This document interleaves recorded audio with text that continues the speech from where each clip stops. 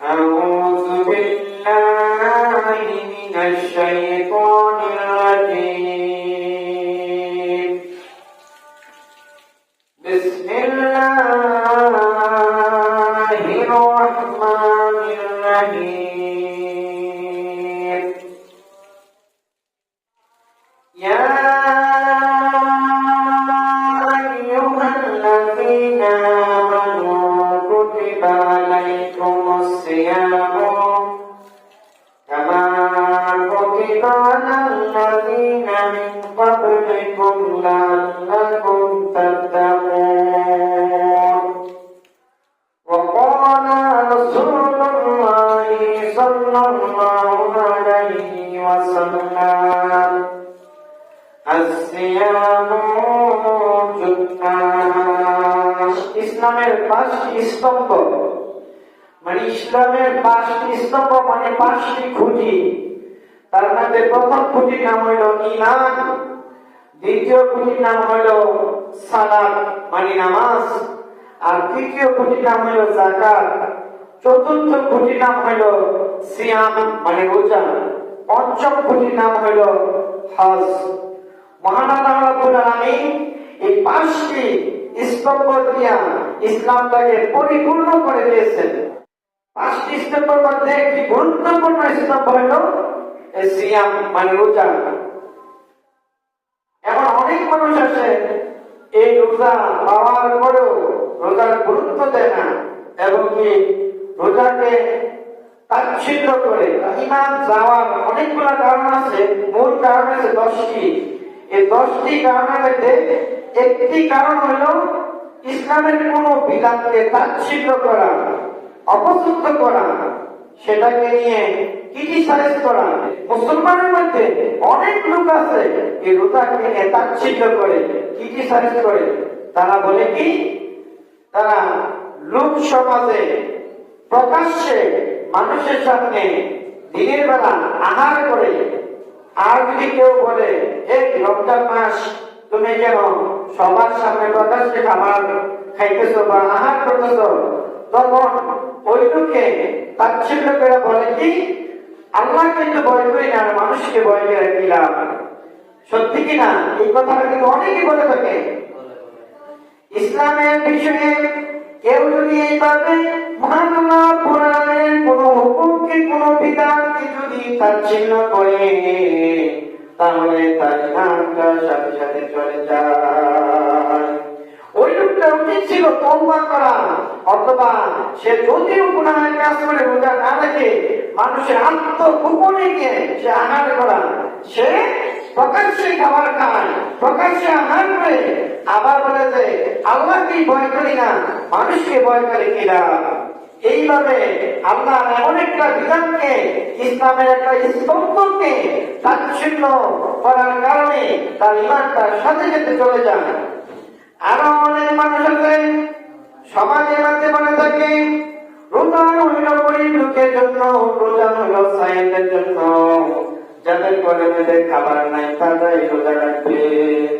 আমাদের ঘরের মধ্যে সম্পদ আছে, খাবার আছে, আমরা কেন রোজা রাখবো? যারা গরিব তারাই রোজা রাখবে। এইভাবে সমাজের মধ্যে অনেক নাফরমান চলেন। আল্লাহ রাব্বুল আলামিনের একটা বিধানকে এইভাবে তাচ্ছিল্য করে। এমন কথা সমাজের মধ্যে প্রচার আছে যে রোজা রাখি গরিবরা, আমরা কেন রোজা রাখবো? যারা এই কথা বলে তার ঈমান চলে যাবে। কত বড় সাহস, কত বড় জালিম হইলে এরকম কথা বলতে পারে যে আল্লাহকে ভয় করি না, মানুষকে ভয় করে কিনা। এই দেশের মধ্যে অনেক হিন্দু আছে, আমি নিজেও দেখছি অনেক হিন্দু আছে রমজান মাসে তারা মুসলমানের সামনে কোনো কিছু খায় না। ওই হিন্দুরা প্রতি আমাদের রমজানকে সম্মান করে। তারা বলে রমজান মাস চলতেছে, মুসলমানেরা প্রকাশ্যে কোনো কিছু খায় না, ওদের আমরা কোনো কিছু খাবো না।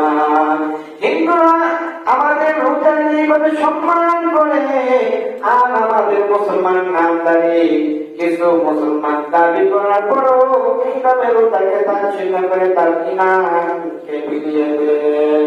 মহান আল্লাহ রাব্বুল আলামিন বলেন অনেক মানুষ আছে ঈমান আনার পরও সে এইভাবে আল্লাহর বিধানকে তাচ্ছিল্য করার কারণে সাথে সাথে কাফির হইয়া যায়। আমরা জানি সে মুসলমান দাবি করে, সে বলে আমরা মুসলমান, কিন্তু প্রকৃতপক্ষে সে আর মুসলমান নাই। কারণ কি? সে আল্লাহ রাব্বুল আলামিনের একটা বিধান, ইসলামের একটা স্তম্ভ, 5টি স্তম্ভের মধ্যে একটি স্তম্ভ হলো রোজা, সিয়াম। ওই সিয়ামকে, রোজাকে তাচ্ছিল্য করলো, সে সাথে সাথে ইমান চলে যায়।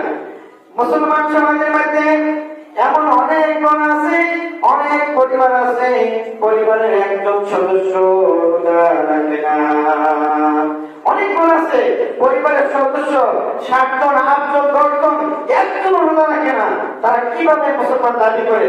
শুধু মুখে মুখে বলতে পারে যে আমরা মুসলমান, বাস্তবে তারা মুসলমান নয়। আসলে মাত্র সবগুলোর বিচার হবে। আল্লাহ রাব্বুল আলামিন বলবেন যে তোমাকে আমি 5টি স্তম্ভ দিয়েছিলাম, 5টি স্তম্ভের মধ্যে একটি স্তম্ভ হচ্ছে রোজা, একটি খুঁটি ছিল রোজা। ওই রোজাকে তুমি রাখো না এবং কি আমার এই বিধানকে তাচ্ছিল্য করছো, অপমানিত করছো, অসম্মান করছো। ইন্না বাদশা রব্বিকা লাশাদীদ, আজকে তোমার কঠিন আযাবের ব্যবস্থা আমি রাখছি। অতএব আমরা পরকালকে ভয় করবো, আল্লাহর হুকুমকে আমরা পঙ্খানুপঙ্খানুরূপে মানার চেষ্টা করব।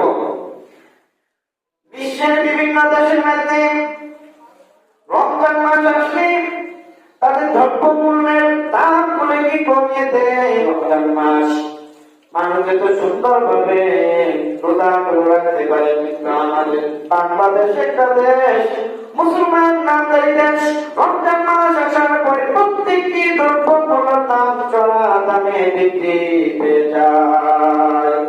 রোজা লাগেও দুধের কেজি ছিল 70 থেকে 80 টাকা, এখন বিভিন্ন জায়গায় 120 টাকা কিলো দুধ কিনতে পাওয়া যায় না।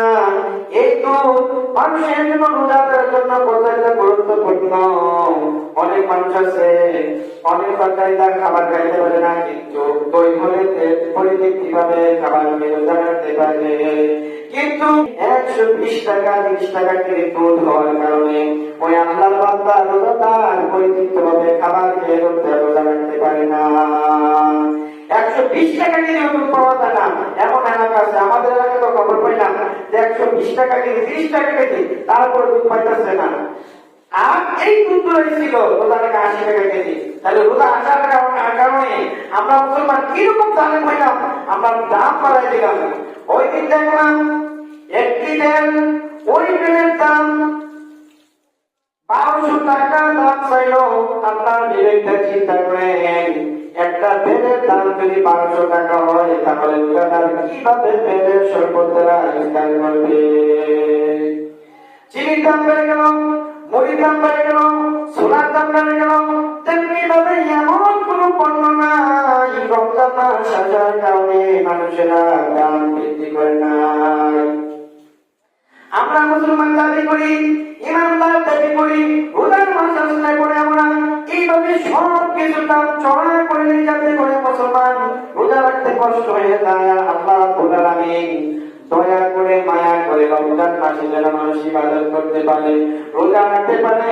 মহান আল্লাহ রাব্বুল আলামিন রমজান মাস সবগুলা শয়তানকে শিকল বন্দী করে দিয়েছিলেন, যাতে করে আমার বান্দারা আরামে ইবাদত করতে পারে।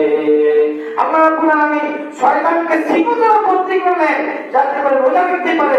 আর আমরা মুসলমান নামধারী, আমরা প্রত্যেকটি দ্রব্যমূল্যের দাম বাড়িয়ে দিচ্ছি যাতে করে রোজাদাররা কষ্ট করতে হয়। রোজাদাররা যেন তার পছন্দের মধ্যে, তার চাহিদার মধ্যে কোনো খাবার খেয়ে রোজা রাখতে না পারে। আমরা বুঝি মুসলমান। এমন দেখলাম 5 লিটার তেল 800 থেকে 850 টাকা।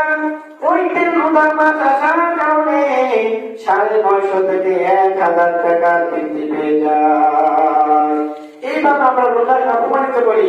অনেক ব্যবসায়ী আছে রোজার মাস আসার আগেই সে চাউল এবং ছোলা, চিনি, যা যা দরকার সবগুলো গোডাউন ভর্তি করে রেখে দেয়, এবং কি রমজান মাস আসলে এগুলো চড়া দামে বিক্রি করে।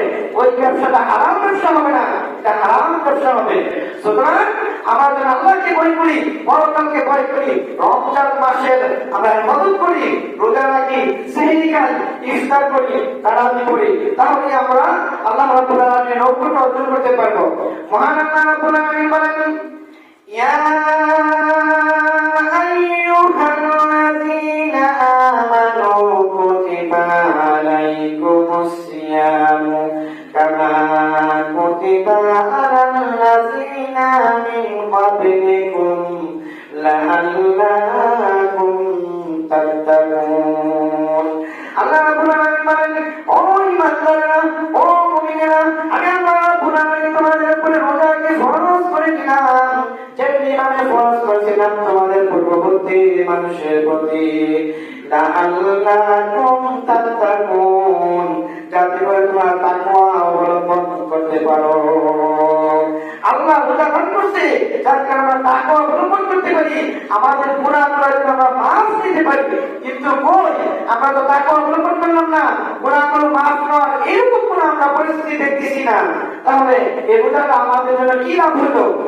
এই রোজা রাখার কোনো মানুষ দিনের বেলা নাস্তা খেতে একটু টোপান করে এবং কি বাজারে দোকানে মধ্যে পর্দা টাঙায় খাবার খাইতেছে, আমাকে বই করে না, জাহান্নামের আযাবকে বই করে না, এইভাবে তারা কৌশলে তারা রাস্তার মধ্যে, দোকানের মধ্যে, হোটেলের মধ্যে পর্দা টাঙিয়ে খাবার খাইতেছে। তারা কোনো ভয় পায় না যে যদিও খাবারটা হারাম, কিন্তু এই রমজান মাসে দিনের বেলা খাওয়া তার জন্য হারাম করে দিয়েছেন আল্লাহ রাব্বুল আলামিন। এর প্রতিটি জবাব দিতে হবে হাসরের মাঠে। আবার আমরা রোজা রাখার পরে অনেক মানুষই মিথ্যার সাথে সম্পর্ক, গীবত করার মধ্যে সম্পর্ক, গীবত না গেলে যেন তার পেটের ভাত হজম হয় না, গীবত ছাড়া মানুষে চলতে পারে না। পোলাও খেতে যেমন মজার পরে স্বাদ পায়, তেমনি ভাবে মানুষ গীবত গাইতে স্বাদ পায়। গীবত যেন কি বাদে পরিণত হয়ে গেছে। এই গীবত আর গীবত না, এই গীবতটা অনেকের জন্য কি বাদে পরিণত হয়ে গেছে।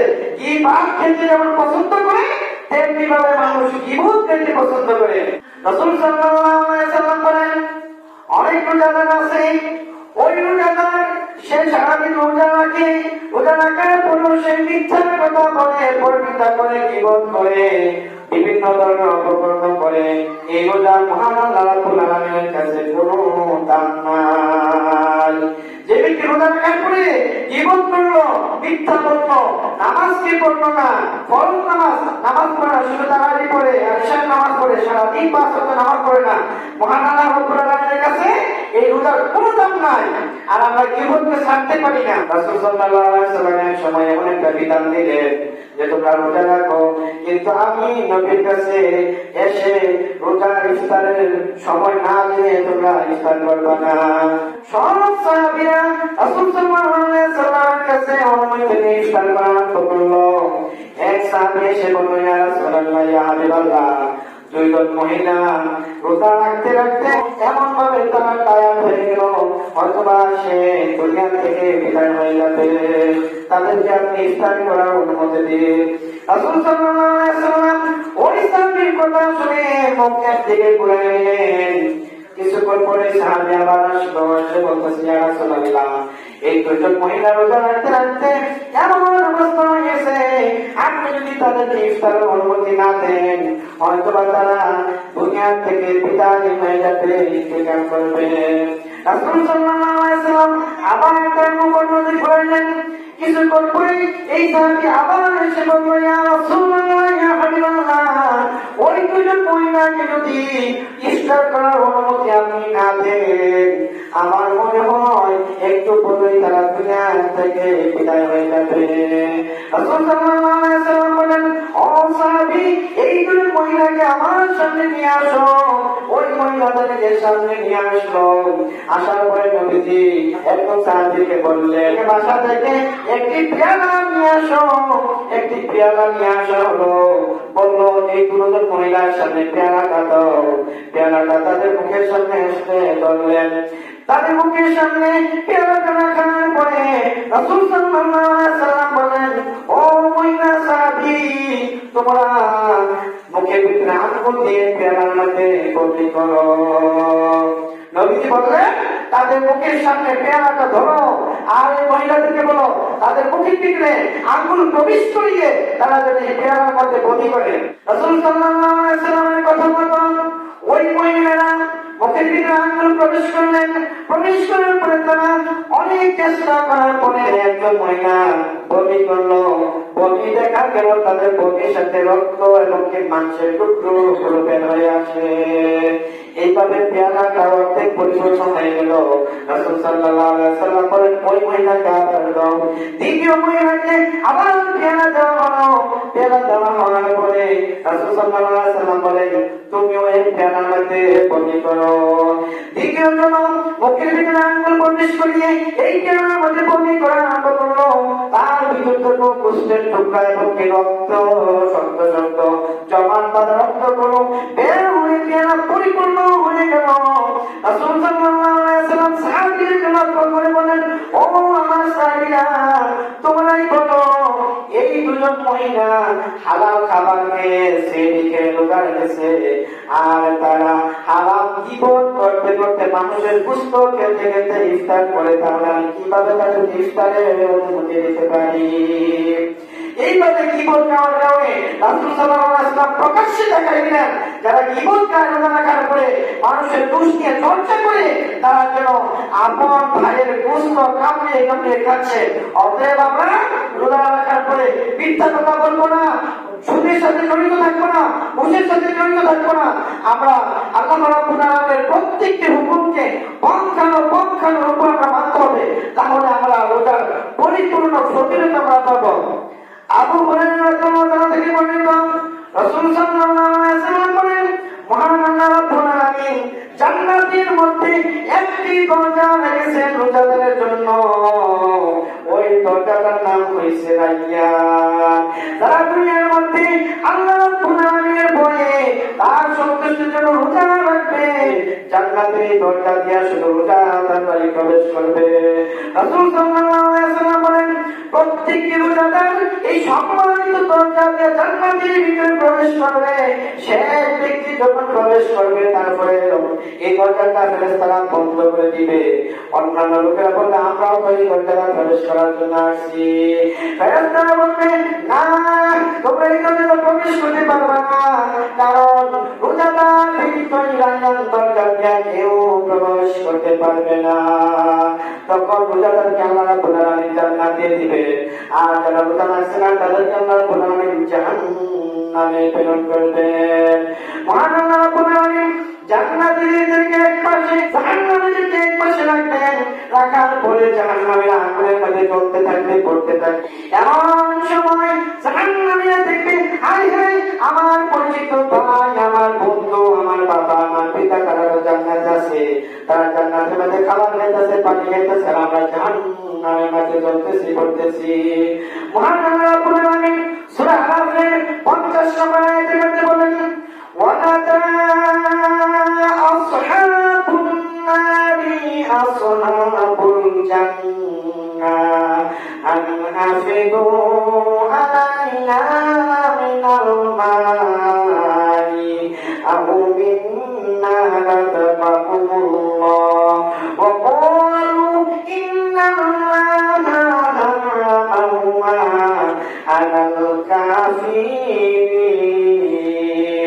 জাহান্নামীরা ওই জান্নাতীকে ডেকে ডাকতে বলবেন ওয়ানাদা আসহাবুন নারি আসহাবুল জান্নাহ আন আফিদু আলাইনা মিনাল মাই। ও জান্নাতীরা, আমার ভাই, আমার বাবা, আমার বন্ধু, তোমাদেরকে বলেছি তোমরা যে পানিগুলা খাইতেছ দয়া করে আমাদেরকে কিছু দান করো। আল্লাহ রাব্বুল আলামিন তোমাদেরকে যে রিজিকগুলা দান করছে দয়া করে আমাদেরকে কিছু দান করো। এমন সময় জান্নাতীরা বলবে, রোজাদাররা বলবে ওয়া ক্বালু ইন্নাল্লাহা হারামাহুমা আলাল কাফিরিন। জান্নাতীরা বলবে ও জাহান্নামীরা, তোমরা রমজান মাসে প্রকাশ্যে খাবার খাইছো, তোমরা রোজা রাখো নাই, আমরা অনেক কষ্ট করে রোজা রেখেছি। আল্লাহ রাব্বুল আলামিন আমাদের প্রতি খুশি হয়ে রাজি হয়ে মহান আল্লাহ রাব্বুল আলামিনকে জান্নাত দিয়েছেন, আমাদেরকে নাম নিয়ামত দান করছেন, হাউজুল কাউসার দান করছেন, আল্লাহ তাআলা ওয়াদা করেছেন সবগুলো আল্লাহ আমাদেরকে দিয়েছেন। আমরা কষ্ট করে রোজা রাখছি, আমরা তৃষ্ণার্ত হওয়ার পরও খাবার খাই না, পানি খাই না, স্ত্রী সম্পদ থেকে বেঁচে থাকছি। অতএব আল্লাহর ওয়াদা মতো আমাদেরকে জান্নাত দিয়েছেন। আর তোমরা দিনের বেলা সবগুলো করছো, আল্লাহর হুকুম মান্য করছো না। এই জন্য আল্লাহ রাব্বুল আলামিন তোমাদের জন্য এগুলাকে হারাম করে দিয়েছেন। এইভাবে যারা কষ্ট করে মহান আল্লাহ রাব্বুল আলামিনের অনুগ্রহ অর্জন করে না খেয়ে রোজা রাখবে, আল্লাহ রাব্বুল আলামিন তাকে এভাবে জান্নাত দিয়ে দিবেন। রাসূল সাল্লাল্লাহু আলাইহি ওয়াসাল্লাম বলেন, আস-সাওমু জুন্নাহ, রোজা হলো ঈমানদারের জন্য, রোজা হলো মুমিনের জন্য, রোজা হলো রোজাদারের জন্য ঢাল স্বরূপ। যেভাবে যুদ্ধের ময়দানে ঢাল দ্বারা মানুষ আত্মরক্ষা করে, তেমনিভাবে যারা রোজা রাখছে জাহান্নামের আগুন থেকে আল্লাহ রাব্বুল আলামিন তাকে আত্মরক্ষা করার মতো সুযোগ দিবেন। হাদিস শরীফের মধ্যে আছে, রাসূল সাল্লাল্লাহু আলাইহি ওয়াসাল্লাম বলেন, যারা রোজা রাখবে, দিনের বেলা রোজা রাখবে আর রাতের বেলা তারা কি করবে? এরকমই কোরআন তেলাওয়াত করবে। আল্লাহ রাব্বুল আলামিন আসলে এই রোজার জবান খুলে দিবেন। রোজা আল্লাহ রাব্বুল আলামিনের কাছে বলবেন, রব্বুল আলামিন তোমার বান্দা দিনের বেলা খাবার খাই নাই, স্ত্রী সহবাস করে নাই তোমার ভয়ে, আল্লাহ আমি রোজা তোমার কাছে ফরিয়াদ করতেছি, তোমার এই বান্দাকে জাহান্নামে দিও না। এমনি ভাবে কোরআন আল্লাহর কাছে ফরিয়াদ করবে, সুপারিশ করবে, রব্বুল আলামিন তোমার এই বান্দা রমজান মাসে দিনের বেলা রোজা রেখেছে, রাতের বেলা কষ্ট করে তারাবি পড়েছে, কোরআন তেলাওয়াত করছে, কোরআন তেলাওয়াত শুনছে, আল্লাহ গো আমি তো তোমার কালাম, আমি তোমার কাছে সুপারিশ করি, ও রব্বুল আলামিন তোমার এই বান্দাকে রোজা রাখার কারণে আর রাতের বেলা তারাবি নামাজ পড়ার কারণে তাকে ক্ষমা করে দাও। মহান আল্লাহ রাব্বুল আলামিন রোজার কথা মতো, কোরআনের কথা মতো ওই বান্দাকে ক্ষমা করে জান্নাত দান করে, বলে সুবহানাল্লাহ।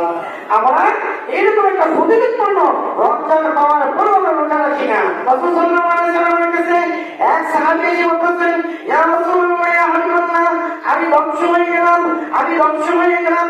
নবীজি বলেন, ও সাহাবী, কি জন্য তুমি ধ্বংস হয়ে গেছো? সাহাবী বলে, ইয়া রাসূলুল্লাহ, আমি রোজা রাখার পরে আমি স্ত্রীর সাথে দিনের বেলা সহবাস করে গেছি, আমার এখন উপায় নাই। রাসূল সাল্লাল্লাহু আলাইহি ওয়াসাল্লাম বলেন, ও সাহাবী, তুমি কি 60 জন এতিম মিসকিন দুই বেলা খাবার খাইতে পারবা? সাহাবী বলে, রাসূলুল্লাহ, আমার তো এমন তৌফিক নাই। রাসূল সাল্লাল্লাহু আলাইহি ওয়াসাল্লাম বলেন, তুমি যদি 60 জন মিসকিনকে দুই বেলা খাবার খাওয়াইতে না পারো তাহলে তো এটা কাফারা আদায় হবে না। এমন সময় একজন সাহাবী এত বড় কুরবানি দিলেন না, রাসূল সাল্লাল্লাহু আলাইহি ওয়াসাল্লামের কাছে দিলেন। নবীজি বলেন, ও সাহাবী, 60 জন মিসকিনকে যদি খাবার খাওয়ানোর তৌফিক না থাকে তাহলে এই কুরবানটা তোমাকে দিলাম, তোমার প্রতিবেশী যারা আছে সবাইকে তুমি বিলি করে দাও। এমন সময় সাহাবী বলে, ইয়া রাসূলুল্লাহ, ইয়া হাবিবাল্লাহ, আমার প্রতিবেশীদের মধ্যে আমার মতন নিঃস্ব, আমার মতন অসহায়, আমার মতন ছায়া কেউ নাই, আমি তো কিছু এগুলা খাওয়ার জন্য উপযুক্ত। রাসূল বলেন, যাও তুমি নিজে এগুলা খাবার নিয়ে নিও। সুতরাং রোজা না রাখবে তাহলে সে জাহান্নামে যেতে হবে। কারণ রোজা হচ্ছে ইসলামের 5টি স্তম্ভের মধ্যে একটি স্তম্ভ, না ঈমান, নামাজ, যাকাত, রোজা, হজ, এই 5টি স্তম্ভ দিয়ে আল্লাহ রাব্বুল আলামিন ইসলামটাকে পরিপূর্ণ করছেন। যদি কেউ এইভাবে রোজা না রাখে তাহলে সে কিভাবে মুসলমান দাবি করে?